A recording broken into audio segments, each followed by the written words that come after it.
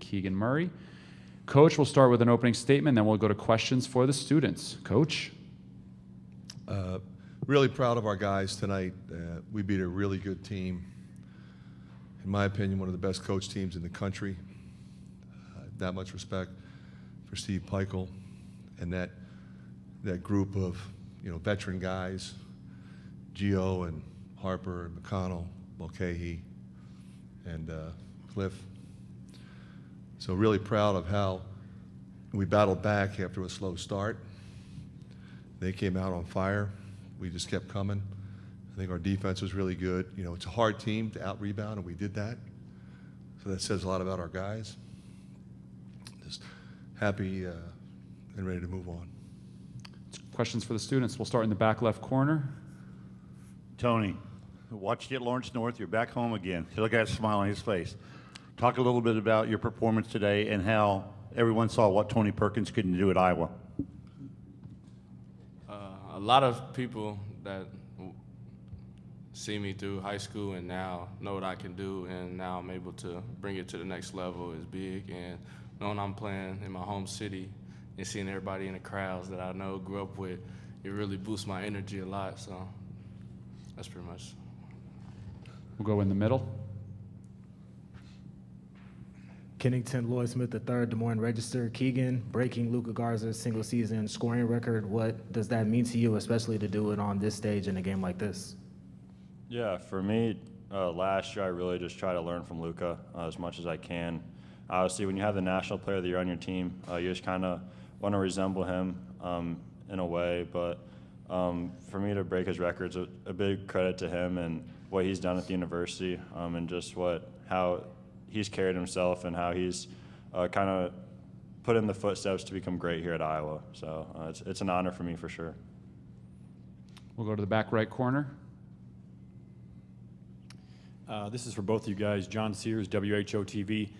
You guys have won 10 of 12. How do you describe the confidence that you're playing with right now? Even when you get down in games, it seems like you're not rattled at all.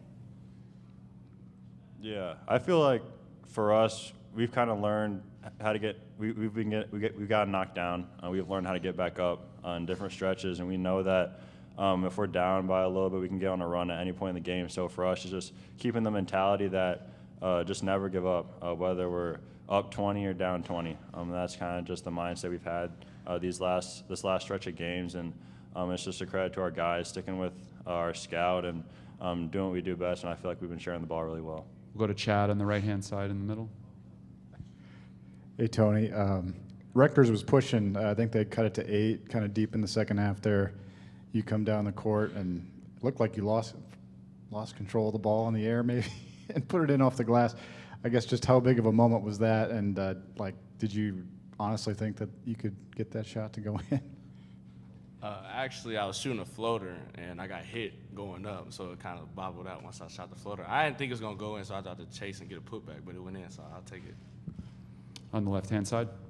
Tom Kakert, Hawkeye Report. Tony, can you talk about the confidence you're playing with now and the confidence that Fran has in you to go out there and just be yourself?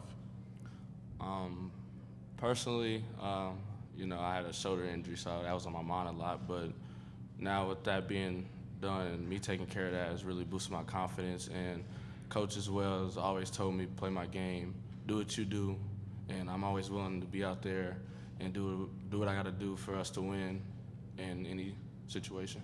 We'll go back to the middle. Kennington Smith, Des Moines Register. Keegan, for you, yesterday you up there, Jordan as well, didn't shy away from the fact that you wanted this rematch with Rutgers. Just kind of walk us through the approach coming into this game and maybe not letting the emotions or the thoughts of what happened in the last game affect the play on the court today.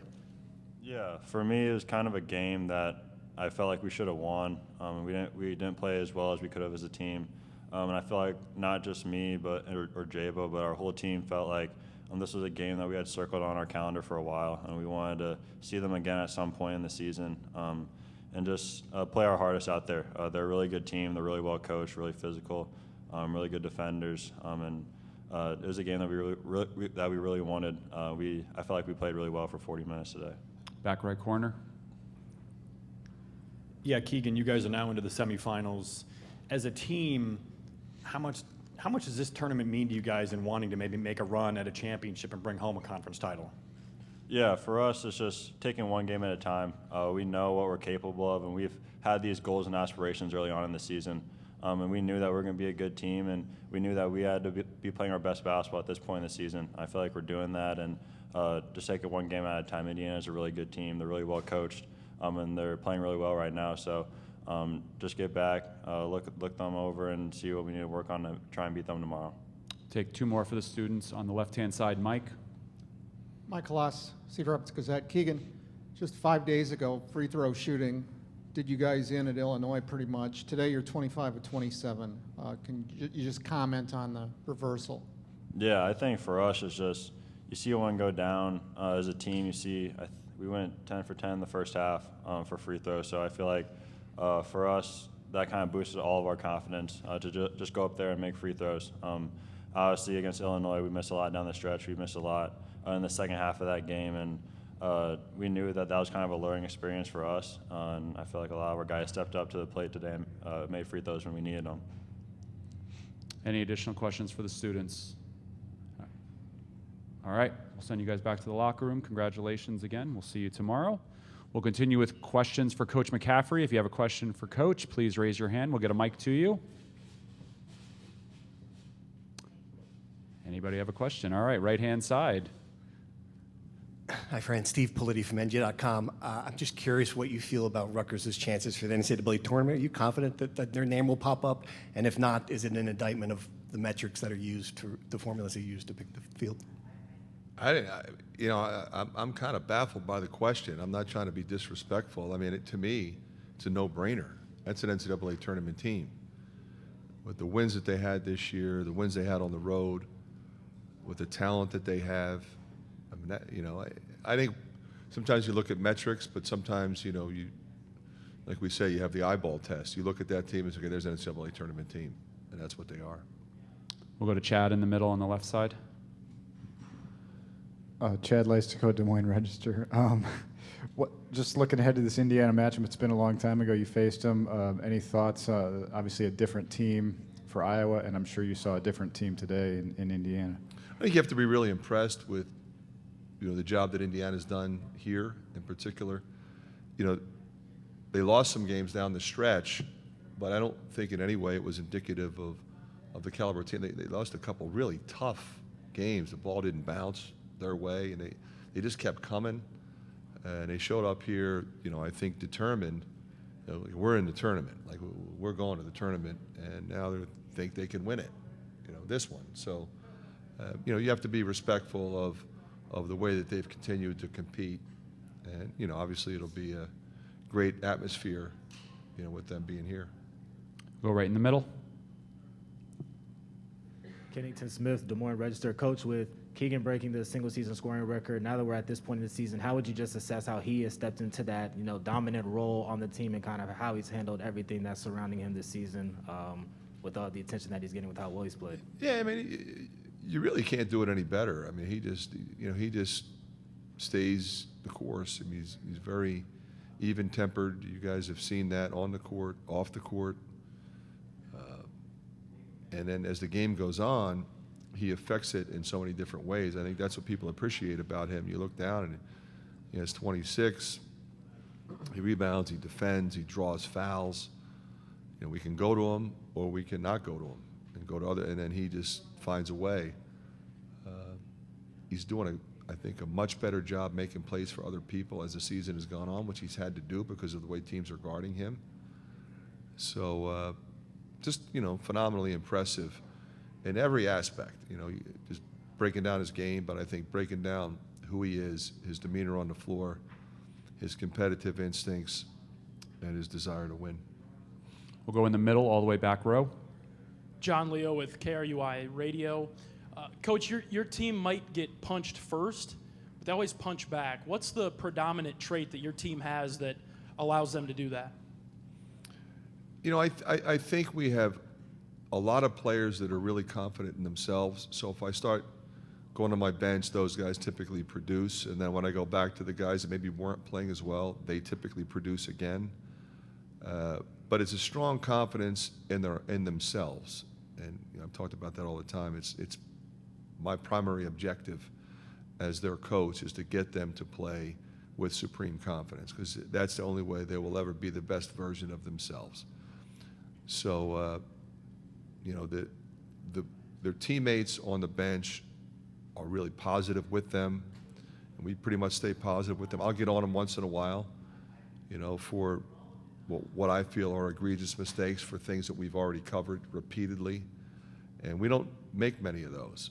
So, we kind of stay positive with them, and I think it's really important in this league, especially with the caliber of teams that you're playing and the different styles that you see on a daily basis. You've got to be able to punch back. We'll take two more for Coach. Mike? Fran, kind of teeing one up here for you, but 2 years ago, I think there were a lot of people who thought that, why are you giving 2 scholarships on the Murray brothers? Who are these guys? Why did you 2 years ago, and what do you have in these guys? Well, you know what, Mike? We've talked about this topic a fair amount because a lot of people felt the same way. But, what I've said publicly, anybody that watched them, I don't think that I was that far ahead of the curve. Like, if you watched them play, you would have come to the same conclusion that I did. It wasn't a favor, it wasn't a gift, it wasn't, hey, we'll take a shot at 2 6'8" kids.